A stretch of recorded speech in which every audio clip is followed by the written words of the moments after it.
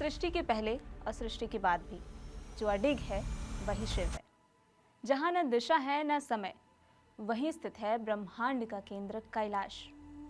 सिर्फ एक पर्वत नहीं, महादेव का मौन ध्यान क्षेत्र। ये यात्रा जमीन की नहीं, ये आत्मा की है। ये है कैलाश मानसरोवर, जिसके द्वार एक बार फिर श्रद्धालुओं के लिए खुल गए हैं। लंबे इंतजार, कूटनीतिक बातचीत और कई सालों के अंतराल के बाद भारत सरकार और चीन के सहयोग से कैलाश मानसरोवर यात्रा 2026 फिर शुरू हो रही है। इस बार इसमें कई बड़े बदलाव भी देखने को मिल रहे हैं। आइए इस यात्रा से जुड़ी सारी जानकारी और अपडेट्स आपको देते हैं। इस बार ये यात्रा जून से अगस्त के बीच होगी, लेकिन सबसे दिलचस्प बात यह है कि इसमें यात्रियों की संख्या थोड़ी सीमित रखी गई है, जिसमें सिर्फ 50-50 यात्रियों के ग्रुप के साथ 10-10 दल ही दो अलग अलग रास्तों से जाएंगे। पहला रास्ता है उत्तराखंड का लिपुलेख दर्रा, जो पुराना और ज्यादा चुनौतियों से भरा हुआ है, जबकि दूसरा रास्ता सिक्किम का नाथुला पास है, जो उससे ज्यादा आसान और थोड़ा चलने फिरने साथ ही साथ आसान मार्ग है। यानी अब यात्रियों के पास विकल्प भी है। अगर वो एडवेंचर से जाना चाहे तो वैसे चले जाएं, और अगर सुविधा से जाना चाहे तो ऐसे चले जाएं। अब बात आती है सबसे अहम हिस्से की, जो है उसकी आवेदन प्रक्रिया यानी रजिस्ट्रेशन प्रोसेस।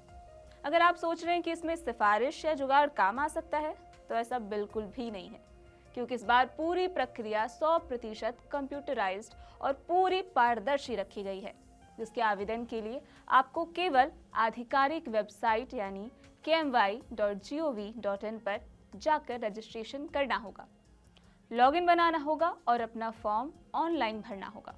सारे ज़रूरी कागजात भी डिजिटल तरीके से ही अपलोड होंगे, यानी न लंबी लाइन न कोई मैनुअल प्रोसेस, सब कुछ आपके मोबाइल या लैपटॉप से सीधा होगा। लेकिन हाँ, जो चयन प्रक्रिया होगी वो पूरी तरह रैंडम होगी, मतलब कंप्यूटर से किया गया ड्रॉ ही तय करेगा कि कौन इस यात्रा पर जाएगा और कौन नहीं। और इतना ही नहीं, इसमें जेंडर बैलेंस्ड सिस्टम भी लागू किया गया है, जिससे पुरुष और महिला यात्रियों के बीच संतुलन बना रहे। यानी अब ये सिर्फ आस्था नहीं, बल्कि टेक्नोलॉजी और पारदर्शिता का भी अनोखा संगम बनने वाला है। अब मन में ये सवाल होगा कि इतनी कम सीटों के बीच आपके चयन के चांसेस क्या होंगे? सच कहें तो इस बार श्रद्धालु काफी ज्यादा होने वाले हैं। जैसे हर साल हजारों लोग इस यात्रा के लिए आवेदन करते ही हैं, लेकिन चुने हुए जाते हैं सिर्फ कुछ 100 लोग। तो इस बार भी कुछ ऐसी ही प्रक्रिया है। तो अगर आप सच में जाना चाहते हैं तो आवेदन जल्दी करिए और सभी जानकारी सही करना मत भूलिएगा।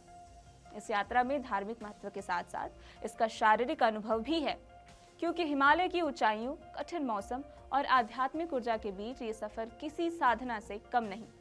यही कारण है कि इसे सिर्फ एक यात्रा नहीं बल्कि जीवन का अनुभव कहा जाता है। तो अगर आपके मन में कभी कैलाश मानसरोवर जाने की इच्छा रही है तो ये मौका आपके लिए है। लेकिन याद रखें, ये सिर्फ एक ट्रिप नहीं है, बल्कि आस्था, धैर्य और तैयारी की परीक्षा है। भारत सरकार की ओर से इस साल की कैलाश मानसरोवर यात्रा कुमाऊं के रास्ते पिथौरागढ़ जिले के लिपुलेख दर्रे और सिक्किम के नाथुला दर्रे से होगी। विदेश मंत्रालय ने बताया है कि चीन सरकार के सहयोग से कैलाश मानसरोवर यात्रा इस साल जून से अगस्त के बीच होगी। इस यात्रा के लिए भारत और चीन का सहयोग नेपाल को थोड़ा नाराज भी कर रहा है, क्योंकि लिपुलेख वही इलाका है जिस पर नेपाल दावा करता रहा है और भारत इस दावे को खारिज। नेपाल एक्सपर्ट ने इस मुद्दे पर अपनी सरकार से सख्त रवैये की मांग की है। और बात करें अगर इसके रूट की, तो इसकी शुरुआत दिल्ली से होती है, जहां से यात्रियों को काठगोदाम, फिर अल्मोड़ा, धारचूला और उसके बाद गूंजी तक सड़क मार्ग से ले जाया जाता है। यहाँ एक्लीमेटाइजेशन यानी शरीर को ऊंचाई के अनुकूल बनाने के लिए 2-3 दिन रुकना जरूरी होता है। इसके बाद काला पानी और नाभि ढांग होते हुए लिपुलेख पास पार कर तिब्बत में प्रवेश किया जाता है। फिर तिब्बत में पहला प्रमुख पड़ाव तकलाकोट पुरांग होता है, जहां फिर से आराम और मेडिकल चेकअप होता है। इसके बाद असली आध्यात्मिक सफर शुरू होता है। इसके बाद आपको मानसरोवर झील के दर्शन मिलेंगे, जहां यात्री स्नान और पूजा करते हैं, और यहीं एक रात का ठहराव भी होता है। फिर कैलाश पर्वत की परिक्रमा शुरू होती है, जो 3 दिन में पूरी होती है, जिसमें पहला दिन दरचेन से दिरापुक, दूसरा दिन सबसे कठिन होता है डोलमा ला पास, जो कि 18,600 फीट पार कर जुतुलपुक में है, और तीसरा दिन वापस दरचेन तक। यही यात्रा का सबसे कठिन और पवित्र हिस्सा माना जाता है। नाथुला रूट, जो कि दूसरा रूट है, आसान है क्योंकि इसमें ज़्यादा ट्रैकिंग नहीं है। इस मार्ग में दिल्ली से गंगटोक, फिर नाथुला पास के जरिए तिब्बत में प्रवेश किया जाता है। आगे यात्रा बसों के जरिए तकलाकोट, मानसरोवर और कैलाश परिक्रमा तक पहुंचती है। पूरी यात्रा लगभग 20 से 25 दिनों की होती है, जिसमें हर पड़ाव पर सरकारी गेस्ट हाउस या फिर टेंट में ठहरने की व्यवस्था होती है। ये यात्रा सिर्फ रास्तों का सफर नहीं, बल्कि आत्मा की खोज और विश्वास की सबसे ऊंची उड़ान है। अब बात करें अगर इस यात्रा में कौन कौन सी चीजें ले जा सकते हैं, तो आइए आपको बताते हैं कि क्या क्या जरूरी सामान आपको ले जाना जरूरी है। तो कैलाश मानसरोवर यात्रा पर जाने से पहले सही सामान तैयार करना बेहद जरूरी है, क्योंकि ये यात्रा ऊंचाई, ठंड और कठिन परिस्थितियों से भरी हुई होती है। अगर आपने सही चीजें पैक की हैं, तभी आपकी यात्रा ज्यादा सुरक्षित और आरामदायक बन सकती है। सबसे पहले कपड़ों की बात करें तो गर्म कपड़े सबसे ज़रूरी हैं।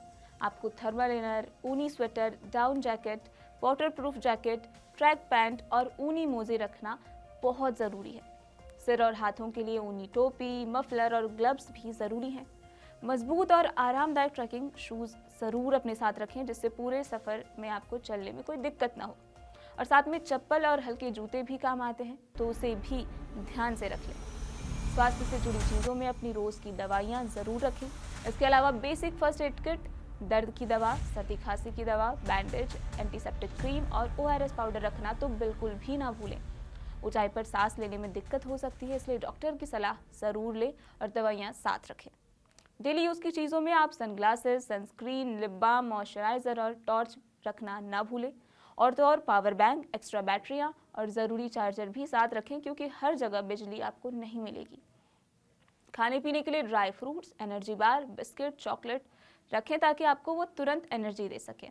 एक पानी की बोतल या थर्मस भी ज़रूरी है। ज़रूरी डॉक्यूमेंट्स जैसे पासपोर्ट, परमिट, ID प्रूफ और पासपोर्ट साइज़ फ़ोटो हमेशा अपने साथ रखें। इसके अलावा छोटा backpack, raincoat, tissue paper, hand sanitiser और पॉली बैग भी काम आते हैं। कुछ ज़रूरी बातों का और ध्यान देना है और आपको कुछ सावधानियों को नज़रअंदाज बिल्कुल नहीं करना है, जैसे अपनी सेहत को प्राथमिकता दें। ऊंचाई पर ऑक्सीजन काफ़ी कम होता है, जिससे आपको सिर दर्द, चक्कर या सांस लेने में दिक्कत हो सकती है। ऐसे में तुरंत ग्रुप लीडर या डॉक्टर को बताएं। इससे लेकर लापरवाही बिल्कुल ना करें। और दूसरा सबसे ज़रूरी कि धीरे धीरे चलना है। जल्दबाजी या ओवर कॉन्फिडेंस में इस यात्रा में खतरा बढ़ सकता है। शरीर को ऊंचाई के अनुसार ढालने के लिए जहाँ रुकने को कहा जाए वहाँ पूरा आराम करें। पानी खूब पिए ताकि शरीर हाइड्रेट रहे। मौसम यहाँ अचानक बदलता रहता है, इसलिए हमेशा गर्म कपड़े पहनें और रेन प्रोटेक्शन साथ रखें। खाली पेट या ज़्यादा भारी खाना खाने से बचें। सिर्फ हल्का और प्रोटीन मिलने वाला भोजन ही लें। सफाई का ध्यान रखें। खुले में कचरा बिल्कुल ना फैलाएं। पर्यावरण को भी साफ सुथरा रखें। साथ ही स्थानीय नियमों और गाइड के निर्देशों का पालन करें। याद रखें, ज़्यादा सामान भी आपको नहीं रखना है। सिर्फ वही चीज़ें ले जानी ज़रूरी हैं जो आपको वहाँ पे काम आने वाली है। सही तैयारी आपकी इस कठिन यात्रा को आसान और यादगार बना सकती है।